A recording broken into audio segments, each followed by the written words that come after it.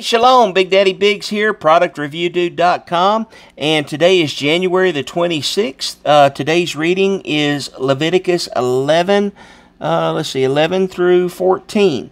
So I'm going to ask you real quickly, if you like these videos, if you're blessed by them, I always ask this. We're reading the Tree of Life version of the Bible. This is Through the Bible in a Year with BigDaddyBigz. And if you are blessed by this, I'm just going to ask you to help us get the word out a little bit and like and share our videos, or share our videos. And if you would like to get a hard copy of this Bible, the Tree of Life version, go to productreviewdude.com, and in the area underneath the video where it's posted, there will be a link where you can actually order you a copy, a hard copy, large print even, of the Tree of Life version of the Scriptures of the Bible. Okay, so now that that's done, let's go ahead and start with the Scripture reading. Leviticus chapter 11. Excuse me, I'm sorry. Kashrut for holiness. Adonai spoke to Moses and Aaron, saying to them, Speak to Bnei Yisrael, saying, These are the living things which you may eat among all the animals that are on the earth. Whatever has a split, divided hoof, and chews cud among the animals, that you may eat. Nevertheless, you should not eat of those that only chew cud, or have a split hoof. The camel, though it chews the cud, does not have a divided hoof. It is unclean to you. The coney, though it chews the cud, yet does not have a divided hoof, so it is unclean to you. The hare, though it chews the cud, does not split the hoof, so it is unclean to you. The pig, though it has a split, divided hoof, does not chew cud, so it is unclean to you. You are not to eat meat from them, nor are you to touch their carcasses. They are unclean to you. From all that are in the waters you may eat whatever has fins and scales within the waters, in the seas, and in the rivers, those you may eat. But any that do not have fins and scales in the seas or the rivers, among those that swarm on the waters, or among any of the living creatures that are in the waters, they are loathsome to you. They are to be detestable to you, but you should not eat meat from them, and you should detest their carcasses. Whatever has neither fins nor scales in the waters, that is a detestable thing to you. Among the birds you should detest the following. They are not to be eaten, they are loathsome: the eagle, the vulture, the black vulture, the red kite, any kind of black kite, any kind of raven, the horned owl, the screech owl, the gull, any kind of hawk, the little owl, the cormorant, the great owl, the white owl, the desert owl, the osprey, the stork, any kind of heron, the hoopoe, and the bat. All flying insects that walk on all fours are detestable to you. You may eat from all winged creeping things that go on all fours, which have legs above their feet, with which to hop on the earth. You may eat from any kind of locust, any kind of katydid, any kind of cricket, and any kind of grasshopper. But all winged creeping things that have 4 feet are loathsome to you. Moreover, by these also you will become unclean. Whoever touches their carcasses should be unclean until the evening. Whoever carries any part of their carcass is to wash his clothes, and will be unclean until the evening. Every animal with a separating hoof, but not split, does not chew cud, is unclean to you. Everyone who touches them will become unclean. So, whatever moves on its paws among all the animals that go on all fours is unclean to you. Whoever touches their carcasses will be unclean until the evening. Whoever carries their carcasses is to wash his clothes, and will be unclean until the evening. They are unclean to you. Among the creeping things that creep on the earth, the following are unclean to you: the weasel, the rat, any kind of great lizard, the gecko, the monitor lizard, the wall lizard, the skink, and the chameleon. Among all that creep, these are the ones that are unclean to you. Whoever touches them when they are dead will be unclean until the evening. Whatever falls on them when they are dead will become unclean, whenever it is any vessel of wood, or clothing, or skin, or sackcloth. Whatever vessel it is with which any work is done, it must be put into water, and it will be unclean until the evening. Then it will be clean. Now if any of them falls into a clay pot, everything that is in it will become unclean, and you are to break it. Any food that may be eaten but has water on it from such a pot will become unclean. Also any drink that may be drunk in any such pot will become unclean. Everything on which part of their carcass falls will become unclean. An oven or stove for pots is to be broken into pieces. These are unclean and will be unclean to you. Nevertheless, a spring or a cistern for collecting water will be clean, though anyone who touches their carcass will become unclean. If part of a carcass falls on any seed for sowing that has yet to be sown, it is clean. But if water is put on the seed and part of the carcass falls on it, it is unclean to you. If any animal that you may eat dies, the one who touches its carcass will become unclean until the evening. He who eats of its carcass is to wash his clothes and be unclean until the evening. Also, the one who carries its carcass is to wash his clothes and be unclean until the evening. Every creeping thing that crawls on the earth is detestable. It shall not be eaten. Whatever moves on its belly, or crawls on all fours, or has many feet among all the creeping things that crawl on the earth, these you are not to eat, for they are detestable. You are not to contaminate yourselves with any creeping thing that crawls, nor make yourselves unclean with them, or defiled by them. For I am Adonai your God. Therefore sanctify yourselves, and be holy, for I am holy. You are not to defile yourselves with any kind of creeping thing that moves on the earth. For I am Adonai, who brought you up out of the land of Egypt, to be your God.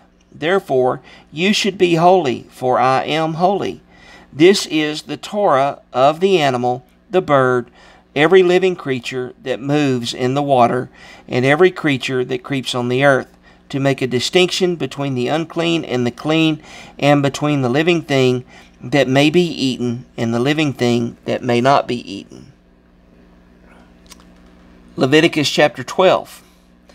Nidah, rest for new mothers.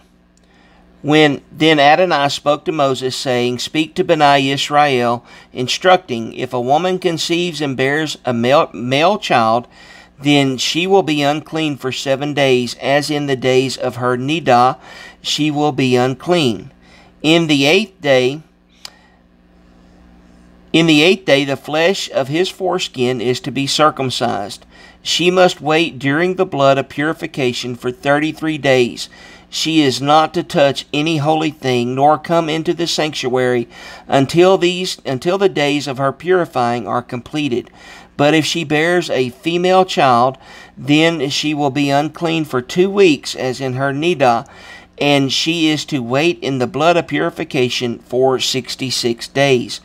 When the days of her purification are completed for a son or for a daughter, she is to bring to the Cohen at the entrance of the tent of meeting a year-old lamb for a burnt offering, and a young pigeon or a turtle dove for a sin offering.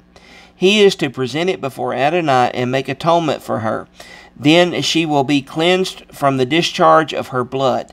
This is the Torah for her who gives birth, whether to a male or to a female. If she cannot afford a lamb, then she is to bring 2 turtle doves and 2 young pigeons, one for a burnt offering and the other for a sin offering. Then the Cohen will make atonement for her, and she will be clean. Leviticus chapter 13. Za'arat, supernatural skin disease. Then Adonai spoke to Moses and Aaron, saying, when a man has a swelling on the skin of his body, or a scab or a bright spot, and it becomes the plague mark of Za'arat in his flesh, then he shall be brought to Aaron the Cohen, or to one of his sons the Kohanim. The Cohen is to examine the plague of Za'arat on his skin, and if the hair on the plague has turned white, and the appearance of the plague is deeper than the body's skin, it is the plague of Za'arat. Thus the Cohen should examine him and pronounce him unclean. If the bright spot is white in the skin of his body, but its appearance is not deeper than the skin, and its hair has not turned white, then the Cohen is to isolate the infected person for 7 days. The Cohen should examine him on the 7th day, and behold, if he sees the plague has not spread in the skin, then the Cohen is to isolate him for 7 more days. The Cohen is to examine him again on the 7th day, and behold, if the plague has faded and has not spread in the skin, then the Cohen shall pronounce him clean. It is a scab. He is to wash his clothes and be clean. But if the scab spreads on the skin after he has shown himself to the Cohen for his cleansing, he is to show himself to the Cohen once again. The Cohen is to examine him, and if the scab has been spread on the skin, then the Cohen shall pronounce him unclean. It is Za'arat. When one has a plague of Za'arat, he is to be brought to the Cohen. Excuse me, I am so sorry. The Cohen is to examine him, and behold, if there is a white swelling in the skin, and it has turned the hair white, and if there is a raw flesh in the swelling, it is a chronic Za'arat in the skin of his flesh, and the Cohen is to pronounce him unclean. He is to isolate him, for he is unclean. Suppose the Za'arat breaks out above the flesh, and so far as it all appears in the eyes of the Cohen, covers all the skin of the infected person from his head to his feet. Then the Cohen will see, and behold, if the Za'arat has covered all of his body, then he is to pronounce him clean of the plague. Since it has all turned white, he is clean. But whenever raw flesh appears upon him, he will be unclean. The Cohen is to examine the raw flesh and pronounce him unclean. The raw flesh is unclean. It is Za'arat. Or if the raw flesh changes and turns white, then he must come to the Cohen. The Cohen is to examine him, and behold, if the plague has turned white, then the Cohen should pronounce him clean of the plague. He is clean. When the body has a boil on its skin and it has healed, but in the place of the boil there is a white swelling or a bright reddish white spot, then it shall be shown to the Cohen.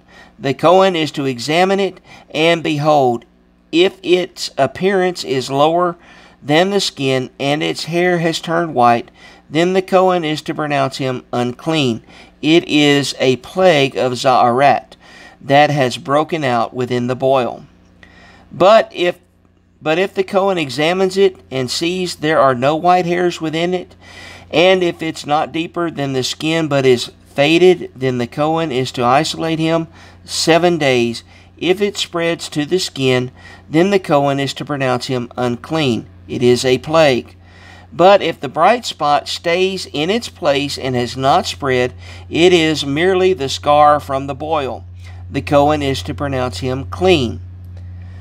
Or suppose the body has a burn from fire on its skin, and the raw flesh of the burn becomes a bright spot, reddish white or white.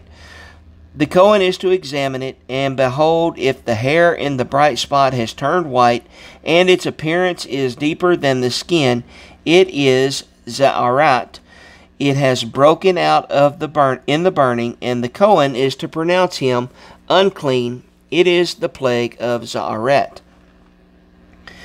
But if the Kohen examines it and sees there is no white hair in the bright spot, and it is not lower than the skin but is faded, then the Kohen is to isolate him 7 days.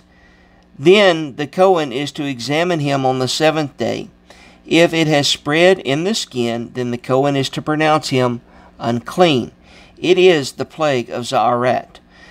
If the bright spot stays in place and has not spread in the skin but is faded, it is swelling from the burn, and the Kohen shall pronounce him clean, for it is merely a scar from the burn.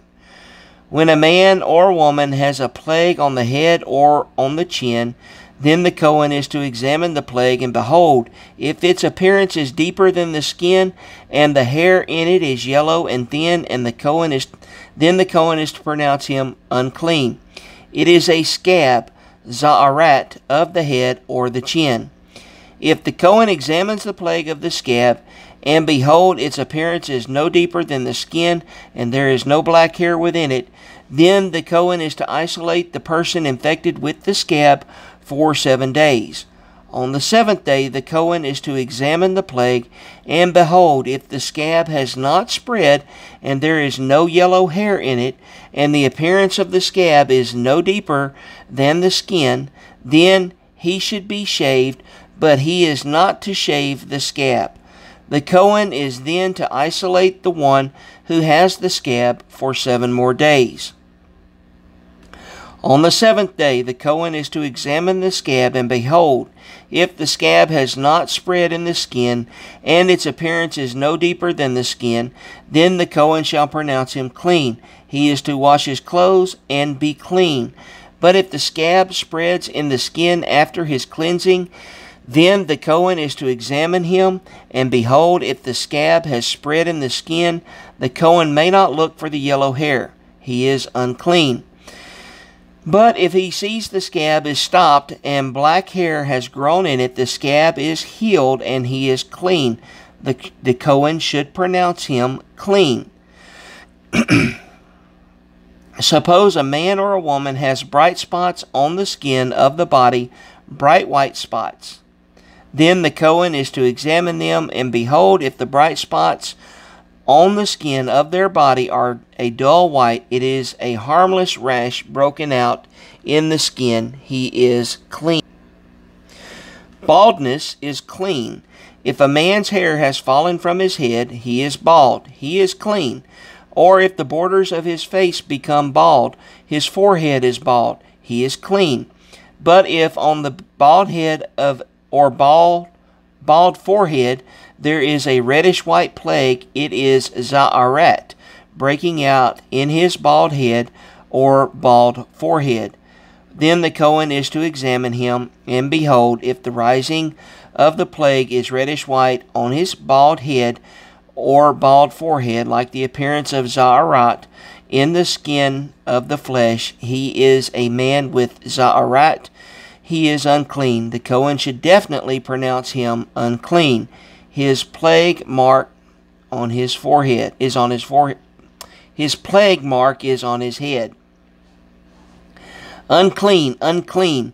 The one with Za'arat who has the plague mark shall wear torn clothes. The hair of his head is to hang loose. He is to cover his upper lip and cry, unclean, unclean. All the days during which the plague is on him, he will be unclean. He is unclean. He is to dwell alone outside the camp, will be his dwelling.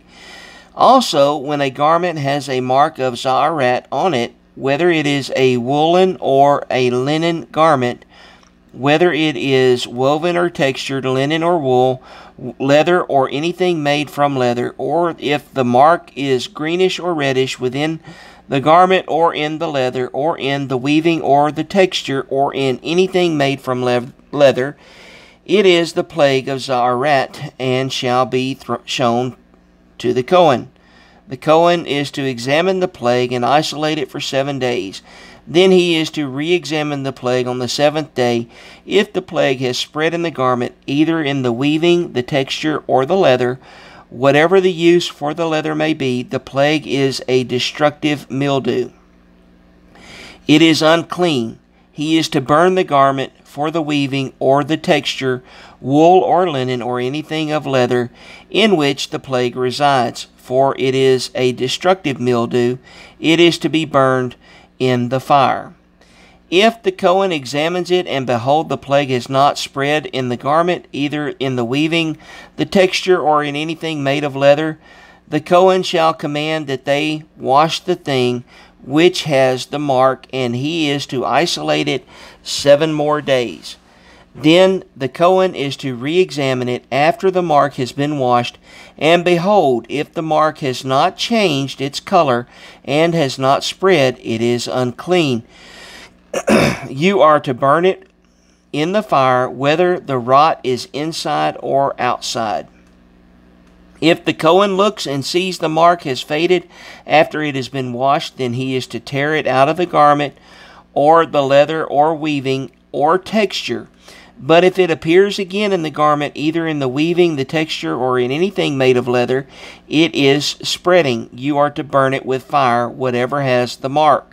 The garment, or weaving, or texture, or whatever leather item it is that you have washed, if the mark has departed from it, is to be washed a 2nd time, and will become clean. This is the Torah for the mark of Za'arat, in a garment of wool or linen, either in the weaving, the texture, or in anything of leather, to pronounce it clean or to pronounce it unclean. Leviticus chapter 14. Purification of one with Za'arat. Then Adonai spoke to Moses, saying, This is the Torah of the one with the Za'arat.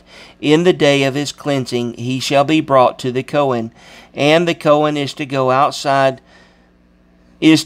the outside of the camp. The Cohen is to examine him, and behold, if the mark of Za'arat is healed in one with Za'arat, then the Cohen is to command that 2 clean living birds, cedar wood, scarlet, and hyssop be brought for the one being cleansed.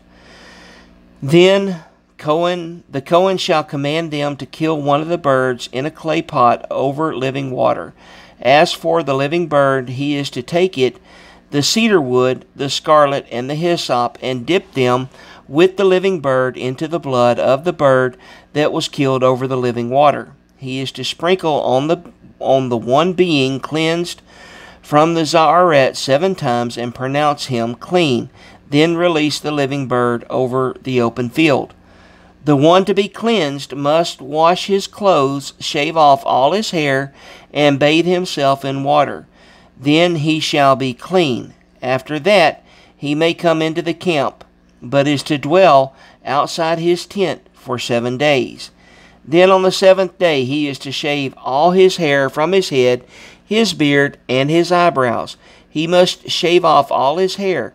He is to wash his clothes and bathe his body in water. Then he will be clean. On the 8th day he is to take 2 male lambs without blemish, one a year old, a 1-year-old ewe lamb without blemish, 3/10 of a pint of fine flour as a grain offering mingled with oil, and a pint of oil. The Cohen who cleanses him is to set the man who to be cleansed along with those items before Adonai at the entrance of the tent of meeting. The Cohen shall then take one of the male lambs and offer it for a trespass offering with the pint of oil, and wave them as a wave offering before Adonai. Then he is to slaughter the male lamb in the place where they slaughter the sin offering and the burnt offering in the sanctuary area. For the sin offering, like the trespass offering, belongs to the Cohen. It is most holy. Then the Cohen is to take some of the blood of the trespass offering and dab it on the tip of the right ear of the one being cleansed, on the thumb of his right hand, and on the big toe of his right foot. The Cohen shall then take some of the pint of oil and pour it into the palm of his own left hand. He is to dip his right finger in the oil that is in his left hand, and sprinkle some of the oil with his finger 7 times before Adonai. Then the Cohen shall dab some of the rest of the oil that is in his hand on the tip of the right ear of the one being cleansed, on the thumb of his right hand, and on the big toe of his right foot, on top of the blood of the trespass offering. From what remains of the oil that is in his hand, the Cohen is to dab on the head of the one being cleansed. In this way the Cohen will make atonement for him before Adonai. The Cohen shall offer the sin offering and make atonement for the one being cleansed because of his uncleanness. Afterward he is to slaughter the burnt offering. Then the Cohen is to present the burnt offering along with the grain offering on the altar. So the Cohen shall make atonement for him, and he will be clean. If he is poor and cannot afford so much, then he shall take 1 lamb from a trespass offering to be waved, to make atonement for him, plus 1/10 of an ephah of fine flour mingled with oil for a grain offering, a pint of oil, 2 turtle doves, or 2 young pigeons, such as he is able to afford. The one shall be a sin offering, and the other a burnt offering. On the 8th day he is to bring them to the Cohen for his cleansing at the entrance of the tent of meeting before Adonai.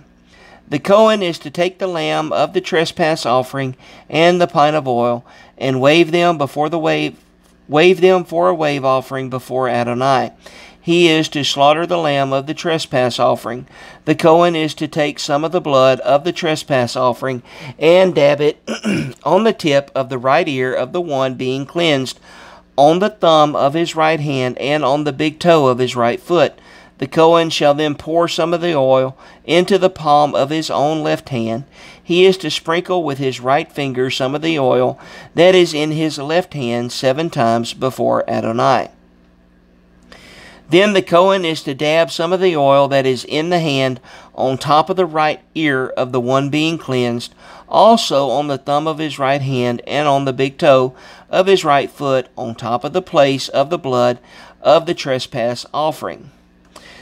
The rest of the oil that is in his hand, the Cohen is to dab on the head of the one being cleansed, to make atonement for him before Adonai.